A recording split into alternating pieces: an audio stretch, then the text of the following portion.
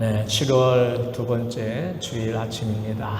이 아침에도 예배 자리에 나오신 우리 모두 가운데 하나님의 각별하신 은혜와 축복이 함께 하시기를 주의 이름으로 축원합니다. 계속해서 요한복음에 나타난 예수님이 행하신 7가지 표적 가운데 오늘 6번째 표적, 날 때부터 맹인된 사람을 고쳐주신 이 표적을 통해서 은혜를 나누고자 합니다. 한번 말씀의 제목을 같이 읽어봅니다. 시작. 날 때부터 맹인된 사람을 고치신 표적. 요한복음 20장 30절로 31절에 보시면 사도 요한이 이런 말씀을 하십니다. 예수께서 제자들 앞에서 이 책에 기록하지 아니한 다른 표적도 많이 행하셨으나 오직 이것을 기록함은 너희로 예수께서 하나님의 아들 그리스도이심을 믿게 하려 함이요 또 너희로 믿고 그 이름을 힘입어 생명을 얻게 하려 함이니라 그랬습니다. 예수님이 이 세상에 계실 때 제자들 앞에서 많은 기적, 많은 표적을 행하셨다는 거예요. 그런데 요한은 그 많은 기적들, 표적들을 다 기록한 것이 아니고 오직 7가지만을 기록을 했는데 그 이유가 무엇이냐, 그 목적이 무엇이냐, 이 7가지만으로도 충분하다는 것입니다. 이 7가지 표적만 봐도 아하, 예수님은 하나님의 아들이시구나. 예수님은 일찍이 구약에 예언된 메시아로구나. 이 7가지 표적만 봐도 충분히 믿을 수 있고 그리고 그것을 믿음으로 생명을 얻기에 충분하다는 것입니다. 결국 우리가 요한복음을 보면서 예수님께서 행하신 기적, 표적을 보면서 우리가 집중해야 할 것이 무엇이겠습니까? 이 표적을 보면서 예수님은 하나님의 아들이시고 이 표적을 보면서 예수님은 메시아라는 사실을 확인해야 하고 믿어야 한다는 겁니다. 이게 너무 중요한 사실인데요. 왜냐하면 예수님이 사람의 몸을 입고 이 세상에 오셨는데 그냥 우리와 똑같은 사람으로만 끝난다면 그도 역시 우리와 똑같은 죄인의 모습이기 때문에, 죄인이기 때문에 우리를 위한 대속제물이 될 수 없는 것입니다. 그러나 그가 우리와 똑같이 사람의 몸을 입으셨지만 그는 남자의 씨가 아닌 성령으로 잉태된 하나님의 아들로 세상에 태어났기 때문에 원죄가 없으시고 결국 우리의 죄를 대속할 수 있는 속죄 제물이 되실 수가 있다는 것입니다. 그러므로 예수님은 이 7가지 표적을 행하심으로 당신의 신성을 보여주셨고 그 표적은 곧 예수님이 우리의 메시아가 되심을 증명하는 사건이 된다라는 겁니다. 그 예수님의 하나님 되심, 그 예수님의 메시아 되심을 증거하는 표적, 요한복음에는 7가지가 나온다고 말씀을 드렸지요. 기억나시죠? 첫째가 뭡니까?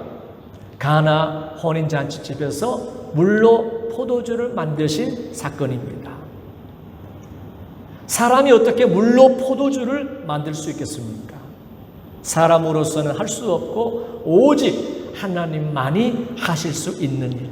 그래서 가나 혼인잔치집에서 물로 포도주를 만드신 표적을 통해서 예수님은 당신이 곧 온 세상을 구원하러 오신 참 메시아이심을 증거해 주신 겁니다.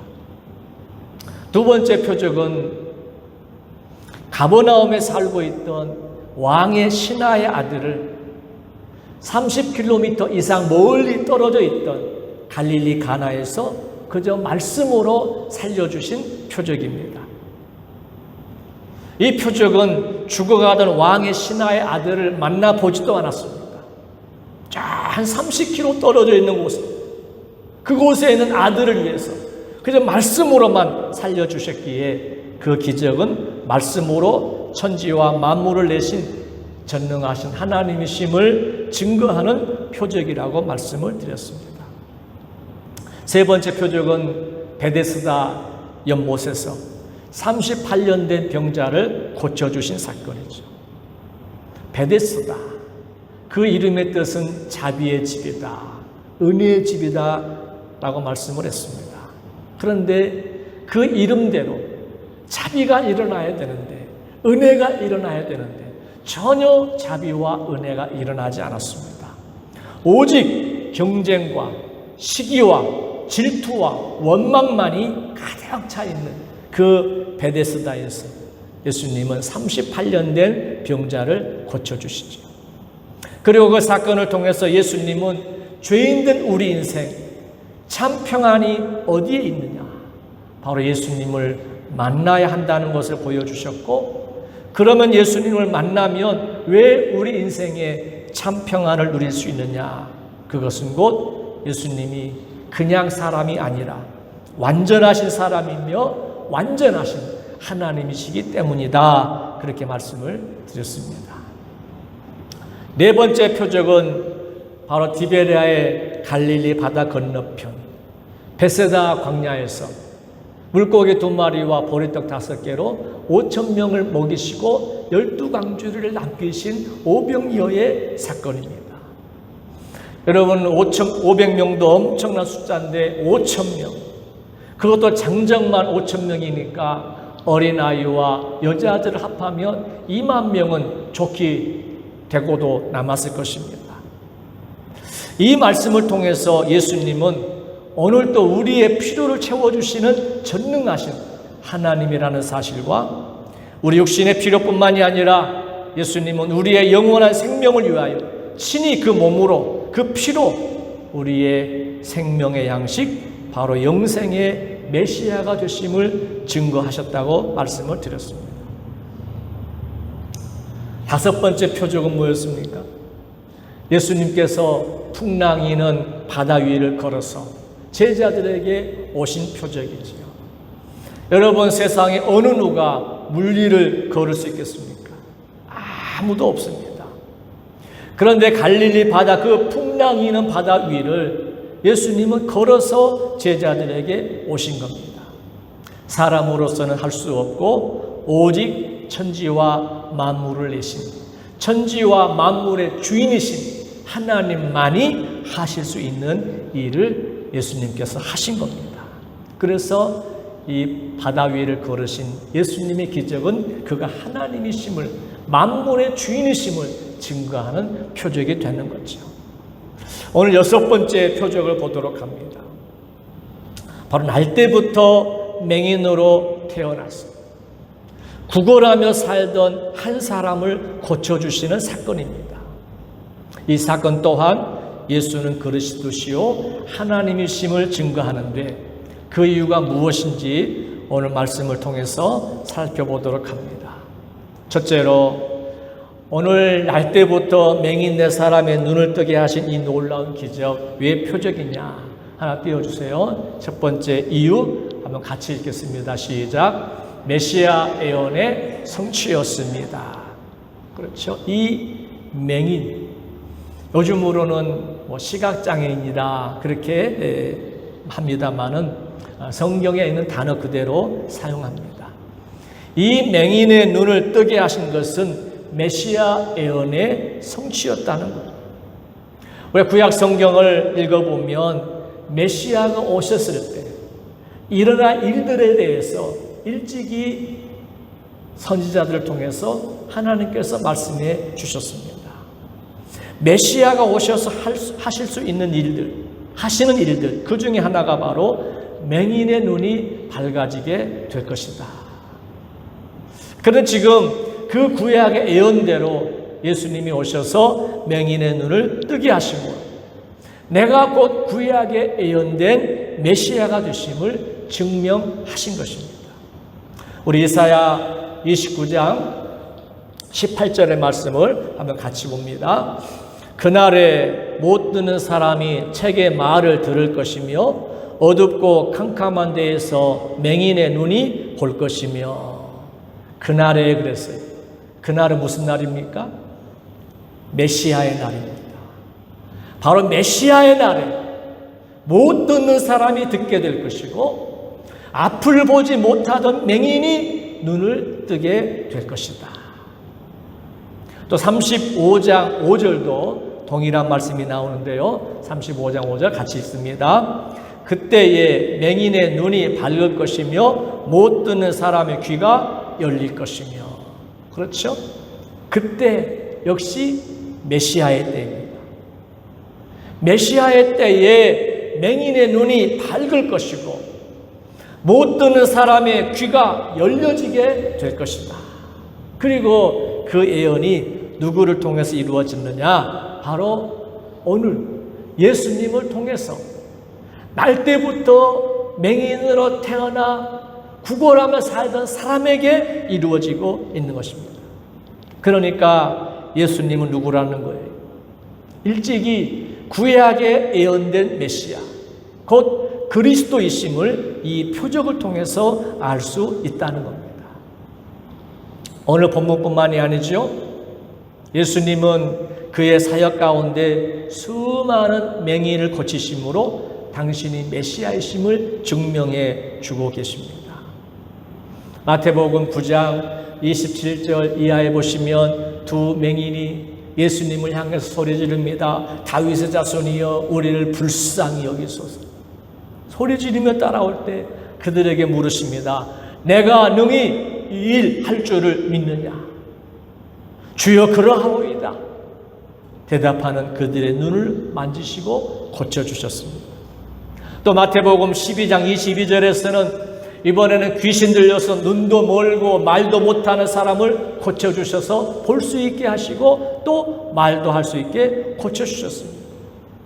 마태복음 21장 14절에 보시면 맹인과 저는 자들이 성전에서 예수께 나오매 고쳐주시니 그랬고, 마가복음 8장 22절 이하에서는 벳세다에서 맹인 한 사람을 고쳐주셨다고 했고, 또 마가복음 10장 46절에서는 맹인 거지 바디메오를 고쳐주셨다고 말씀을 합니다. 그런데 이 사건들, 이 기적들은 이미 구약에 예언된 말씀이라는 거죠. 바로 메시아가 오시면 맹인의 눈이 밝아질 것이고 못 듣는 사람의 귀가 열려질 것이고, 바로 메시아가 오시면 저는 자는 사슴같이 뛸 것이며 말 못하는 자의 혀는 노래할 것이고 그들의 머리 위에 영영한 희락을 띠고 기쁨과 즐거움을 얻으리니 슬픔과 탄식이 사라지리로다. 메시아가 오시면 이런 일들이 우리 눈앞에 펼쳐지게 될 것이라는 겁니다. 여러분, 오늘 맹인의 눈을 뜨게 하신 이 사건 무엇입니까? 바로 이미 구약에 예언된 오실 메시아, 오실 그리스도, 오실 구원자, 그가 곧 예수님이심을 증명하는 메시아 증명 사건이 되는 것입니다. 두 번째로, 오늘 날 때부터 맹인의 사람의 눈을 뜨게 하신 이 표적을 통해서 예수님은 곧 생명의 빛이심을 증거하고 있다는 겁니다. 우리 한번 두 번째를 같이 읽어봅니다. 시작. 예수님은 생명의 빛이십니다. 그걸 증명하는 겁니다. 오늘 본문이 일어난 시기가 있습니다. 그게 언제냐면 초막절 절기가 끝난 직후에 오늘 이 사건이 일어납니다. 요한복음 7장 10절에 보시면 이제 예수님께서 초막절을 지키기 위해서 예루살렘 성전에 올라가십니다. 그리고는 초막절 중간쯤 돼서 일주일간 지키는데 중간쯤 돼서 성전에서 가르치시기를 시작합니다. 그리고 명절 끝날 곧 큰 날에 예수께서 서서 외쳐 이르시기를 누구든지 목마르거든 내게로 와서 마셔라. 나를 믿는 자는 성경의 이름과 같이 그 배에서 생수의 강이 흘러나오리라. 그러니까 사람들 사이에서 논쟁이 일어나는 거예요. 어떤 사람들은 그가 그리스도라 그렇게 말합니다. 어떤 사람들은 아니다 그렇게 말합니다. 더 나아가 대제사장들과 백성의 장로들은 예수님을 잡아 죽이려고 합니다. 그렇게 이제 초막절이 끝이 나는 거예요. 그러면서 오늘 요한복음 9장에 맹인의 눈을 뜨게 하시는 표적이 일어난 것입니다. 그러니까 예수님의 이 기적, 맹인의 눈을 뜨게 하신 이 기적이 초막절에 이루어진 기적이라는 것이 큰 의미가 있다는 것입니다. 여러분, 이스라엘에게 있어서 초막절이 무엇입니까? 오늘날로 말하면 우리들의 추수감사절이라고 말할 수 있을 겁니다. 한 해의 농사를 다 짓고 난 다음에 모든 농산물을 수확을 해서 곡식을 창고에 저장을 합니다. 그래서 초막절을 수장절이라 그렇게 다른 이름으로 부르기도 합니다. 추수한 것을 저장한다 해서 수장절이다. 근데 하나님은 이스라엘로 하여금 이 절기의 이름을 주실 때 왜 초막절이라고 하느냐? 레위기 23장 34절에 보시면 분명한 이유를 밝혀줍니다. 우리 한번 같이 읽어봅니다. 이스라엘 자손에게 말하여 이르라. 일곱째 달 15째 날은 초막절이니 여호와를 위하여 이레 동안 지킬 것이라. 초막절을 이레 동안 지키라고 하십니다. 42절에 보시면 너희는 이레 동안 초막에 거주하되 이스라엘에서 난 자는 다 초막에 거주할지니. 그러니까 초막절 일주일 동안에는 집 안에 있지 말라는 거예요. 아무리 집이 좋아도 다 집 밖으로 나오라는 거예요.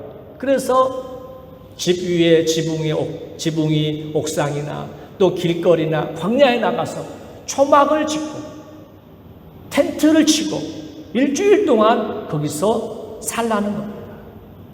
그러면서 43절에 보시면 그렇게 하라는 이유를 분명히 이렇게 말씀을 합니다. 43절에 보시면 그 이유는 그 말이죠. 내가 이스라엘 자손을 애굽 땅에서 인도하여 내던 때에 초막에 거주하게 한 줄을 너희 대대로 알게 함이니라. 나는 너희의 하나님 여호와이니라. 그러니까 뭐예요?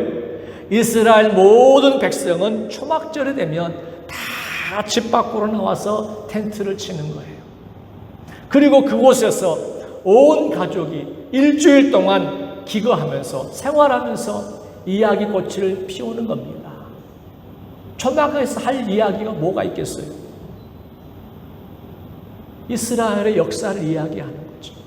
바로 우리 민족, 우리 조상 이스라엘이 애굽에서 430년간 종살이하던 그 이야기, 그리고 하나님의 인도로 출애굽을 하게 된 그 이야기, 그리고 출애굽을 해서 광야에서 40년 시간을 보낼 때 하나님이 우리를 어떻게 보호하시고 먹이시고 입히시고 인도하셨는지 그 이야기. 그러니까 우리가 지금 이렇게 1년 농사를 지어서 풍성한 먹거리가 생겼지만 사실 이보다 더 중요한 이야기, 하나님의 구원에 대한 이야기가 우리 민족에게 있었다라는 이야기를 아버지가 자식들에게, 할아버지가 손자들에게 이야기를 해주는 거예요. 우리나라가 매년 6.25가 되면 주먹밥 먹는 행사를 하잖아요. 그거 왜 합니까? 먹을 것도 많은데 그거 왜 먹겠어요, 주먹밥을? 다른 것이 아닙니다. 잊지 말자는 거예요. 저 북한의 침략 전쟁으로 인해서 망가졌던 우리 대한민국, 6.25 때 주먹밥 먹어가면서 피 흘려 싸움으로 북한을 몰아내고 우리나라가 자유 대한민국을 지킬 수 있게 된 것 잊지 말고 상기하자는 그 의미로 먹을 거 풍성하지만 굳이 그 주먹밥을 먹는 행사를 하는 겁니다. 이스라엘의 초막절이 바로 그런 거예요. 1년 동안 농사를 지어서 다 창고에 저장을 했습니다. 먹을 게 얼마나 많아요. 그런데 광야로 나오는 거예요. 불편한 생활을 하는 거예요. 그러면서 광야 40년 그 세월을 뒤돌아보는 겁니다. 자, 어쨌든 이렇게 초막절 행사가 진행되면 유대인들은 두 가지 큰 행사를 합니다. 예루살렘 성전에 모여서 두 가지 행사를 하는데요. 첫째로는 실로암 연못에 가서 물을 떠다가 제단에 그 물을 붓는 행사를 합니다. 그리고 그렇게 함으로써 그 옛날 광야 40년 세월 동안 저들이 마실 물이 없을 때 하나님은 반석을 깨뜨려 주셔서 생수를 주신 그 하나님의 은혜를 기억하기 위해서 그 행사를 하는 겁니다. 또 한 가지는 예루살렘 성전에는 뜰이 3개가 있습니다. 3개로 구분되어져 있죠. 맨 성전 맨 앞쪽에는 유대인 남자들을 위한 뜰이 있습니다. 그 다음에는 유대인 여자들을 위한 뜰이 있습니다. 또 그 맨 끝에는 이방인들을 위한 뜰이 있습니다. 이렇게 3개의 뜰이 있는데 그 가운데가 유대인 여인들의 뜰인데 거기에 이제 황금으로 된 촛대를 크게 세우고 심지를 만들고 거기에 올리브 기름을 주입을 해서 불을 밝힙니다. 여러분 한번 생각해 보시기 바랍니다. 번쩍번쩍 빛나는 황금으로 만든 금촛대입니다. 그리고 거기에 심지를 받고 향내나는 올리브 기름을 주입을 해서 불을 밝히는 겁니다. 그러면 그 빛이 얼마나, 그 비춰질 때 얼마나 휘황찬란했겠느냐라는 거예요. 근데 왜 이스라엘 백성들이 초막절 때마다, 명절을 지킬 때마다 예루살렘 성전에서 그 일을 행했느냐? 그렇게 함으로써 기억하자는 거죠. 광야 40년 동안 불기둥으로 인도하셨던 하나님의 인도와 보호를 기억하자는 겁니다. 근데 문제는 뭐예요? 반석에 생수가 터져나오는 의식은 저 실로암 물을 가져다가 그 의식은 행했지만 광야 40년 그들을 인도했던 불기둥을 기념하기는 그 황금촛대를 세워서 기념하기는 했지만 그들의 영혼은 여전히 갈급했고 그들의 영혼은 여전히 어둠에 묶여져 있었다는 겁니다. 그래서 예수님이 이 초막절에 특별히 외치신 말씀이 있습니다.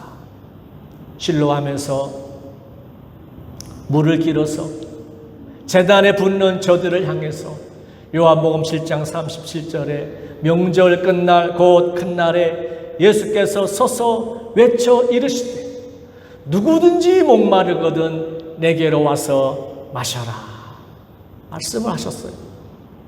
황금 촛대에 불을 밝히는 저들을 향해서 요한복음 8장 12절에 보시면 예수께서 또 말씀하여 이르시되 나는 세상의 빛이니 나를 따르는 자는 어둠에 다니지 아니하고 생명의 빛을 얻으리라. 무슨 말입니까? 실로암에서 물을 퍼다가 붓는 그들에게, 황금으로 만든 촛대에 불을 밝히는 저들에게 예수님이 하시는 말씀인 거예요. 여러분들이 제단에 물을 많이 쏟아붓고 있지만 사실 여러분의 인생에 목마름이 있지 않습니까? 여러분들이 지금 성전뜰 황금 촛대에 불을 밝혔지만 여러분들은 지금 여전히 어둠 가운데 있지 않습니까? 그러니 어쩌라고요? 내게로 와서 마셔라. 내게로 와서 마셔라. 그러면 그 배에서 생수의 강이 흘러나올 것이다. 또한 나는 세상의 빛이니 나를 따르라. 내가 참 빛이니 나를 따르라. 그러면 너희가 생명의 빛을 얻으리라. 예수님을 따르면, 예수님을 믿으면 저 실로암의 샘물이 줄 수 없는 진정한 생수, 저 황금 촛대가 비출 수 없는 진정한 생명의 빛을 얻게 될 것이라는 겁니다. 믿으시면 아멘 하시기 바랍니다. 그러니까 예수님은 이렇게 초막절 직후에 이 맹인의 눈을 뜨게 하심으로 예수님이야말로 초막절을 완성하신, 바로 예수님이야말로 참 빛이시고 참 구원자이심을 증거하기를 원하셨다라는 겁니다. 그래서 오늘 본문에 보시면 예수님은 이 날 때부터 맹인된 사람을 고치시기 전에 이렇게 말씀을 하십니다. 5절에 보면 내가 세상에 있는 동안에는 세상의 빛이로라. 여러분, 이미 말씀을 드린 대로 이미 지금은 초막절이 막 끝난 그런 시간입니다. 그러나 여전히 성전 뜰에는 그 화려한 황금 촛대를 통한 불빛이 세상을, 성전을 비치고 있었을 그런 때입니다.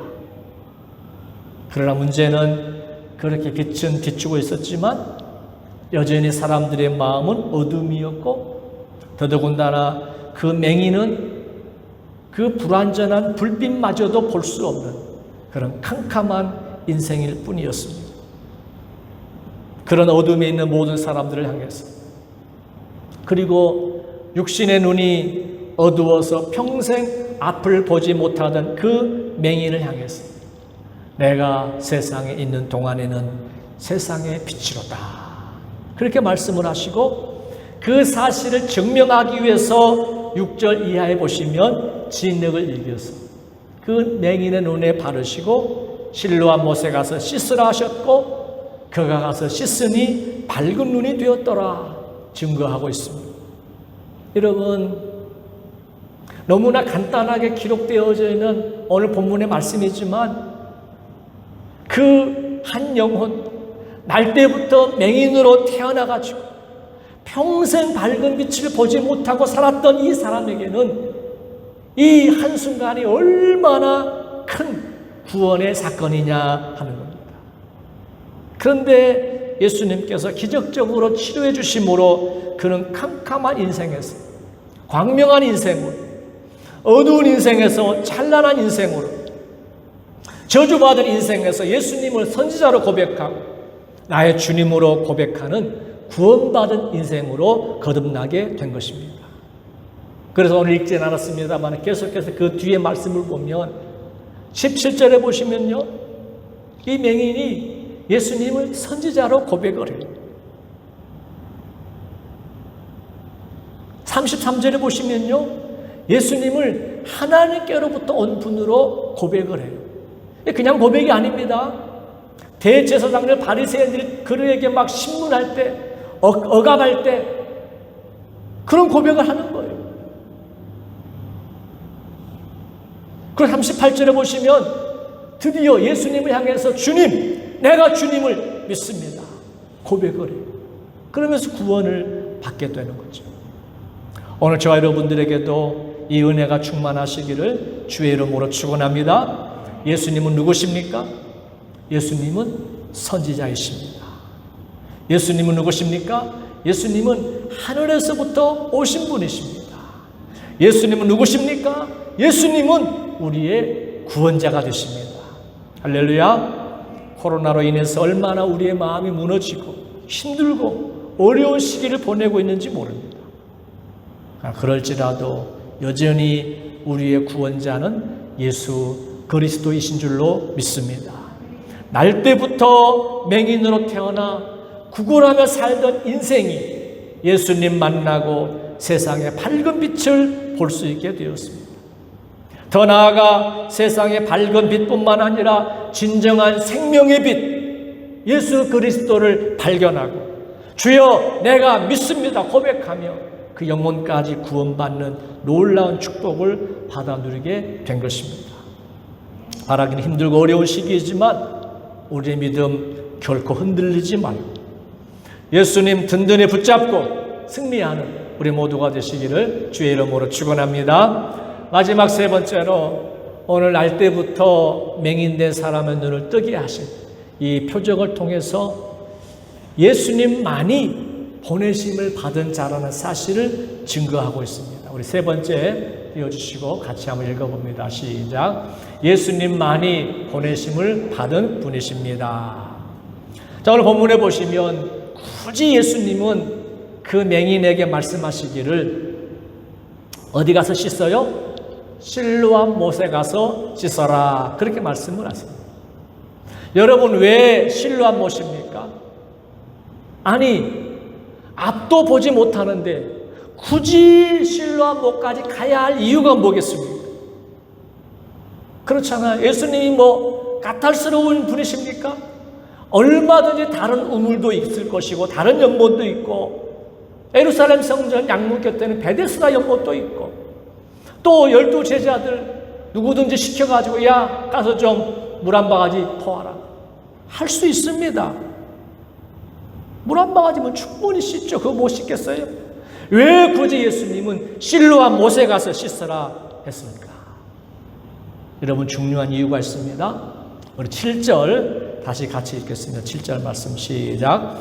이르시되 실로암 못에 가서 씻으라 하시니 실로암은 번역하면 보냄을 받았다는 뜻이라. 이에 가서 씻고 밝은 눈으로 왔더라. 자, 특별히 괄호 안에 뭐라고 하십니까? 실로암은 번역하면 보냄을 받았다는 뜻이라. 실로암 연못에 가서 그의 눈을 씻고 밝은 눈이 되었습니다. 이제 빛을 볼 수 있게 되었습니다. 그런데 실로암이라는 말은 번역하면 그랬어요. 히브리어를 헬라어로 번역을 했죠. 그 번역하면 그 뜻이 뭐냐? 보냄을 받았다는 뜻이다 라는 겁니다. 보냄을 받았다. 그렇다면 여러분, 누가 누구를 보냈다는 말일까요? 예수님이 맹인을 보냈다는 말일까요? 물론 현 상황만 보면 예수님이 그 맹인을 실로암에 보냈어요. 그거 아닙니다. 하나님으로부터 예수님이 이 땅에 보내심을 받았다는 뜻입니다. 뭐 하려고요? 세상을 구원하시려고. 세상을 구원하시려고. 예수님이 하나님으로부터 이 세상에 보내심을 받았다라고 하는 뜻이 실로암.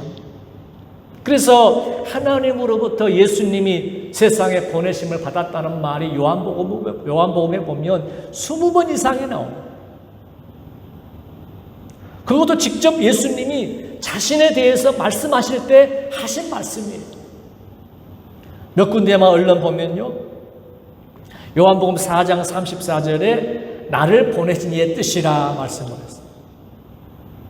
5장 23절에 그를 보내신 아버지라고 했고 7장 28절에 나를 보내신 이는 참되시니라고 했고 12장 44절에 나를 보내신 이를 믿는 것이며 라고 했고 14장 24절에 나를 보내신 아버지의 말씀이라 그렇게 얘기를 했어요.